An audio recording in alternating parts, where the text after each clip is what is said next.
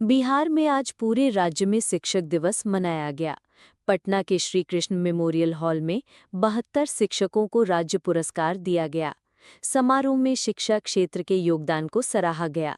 पटना के 3 शिक्षक राजेश द्विवेदी, अंकिता कुमारी और विक्रांत दुबे को भी राज्य सम्मान मिला।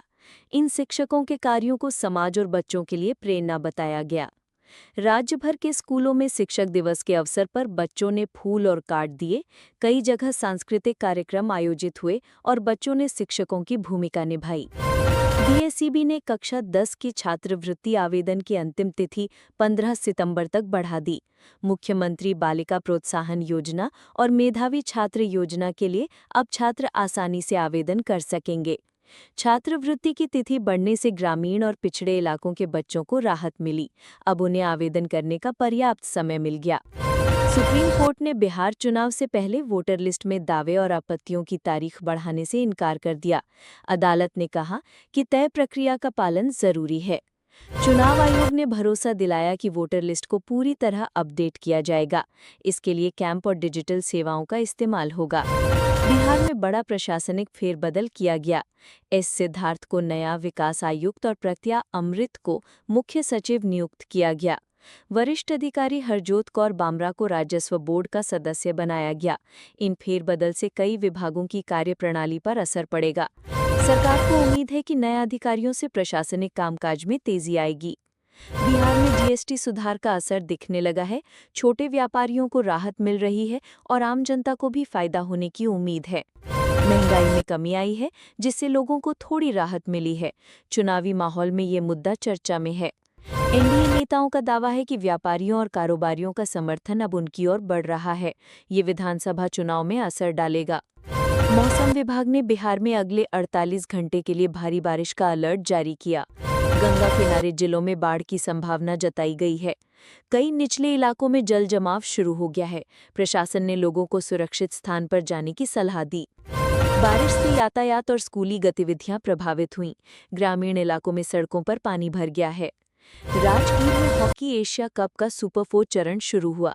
खेल प्रेमियों की भीड़ स्टेडियम में जुटी। भारत और कोरिया का मैच रोमांचक ड्रॉ रहा। दोनों टीमों ने अच्छा खेल दिखाया, लेकिन गोल के मौके चूक गए। मलेशिया अंक तालिका में सबसे ऊपर है और खिताब की दौड़ में मजबूत दावेदार है। विजेता टीम को 2026 हॉकी वर्ल्ड कप में सीधी एंट्री मिलेगी। टूर्नामेंट का रोमांच और भी बढ़ गया है। आउटा सिमरिया गंगा पुल आज से चालू हो गया।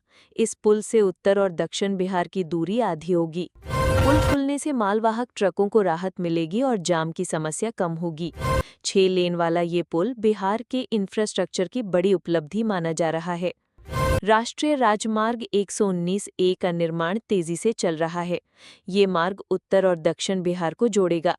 पटना आरा सासाराम 4 लेन सड़क का काम पूरा होने वाला है। नई सड़क से सफर आसान होगा। सरकार भूमि अधिग्रहण और फंडिंग की प्रक्रिया पर विशेष ध्यान दे रही है। औद्योगिक क्षेत्रों के लिए 10,500 एकड़ भूमि तय की गई है। इसमें 4,600 करोड़ का निवेश प्रस्तावित है। वैशाली और पटना में नए औद्योगिक केंद्र बनाए जाएंगे। इससे हजारों युवाओं को रोजगार मिलेगा और राज्य की अर्थव्यवस्था को मजबूती मिलेगी। गोरखपुर पटना वंदे भारत एक्सप्रेस अब नियमित रूप से चल रही है।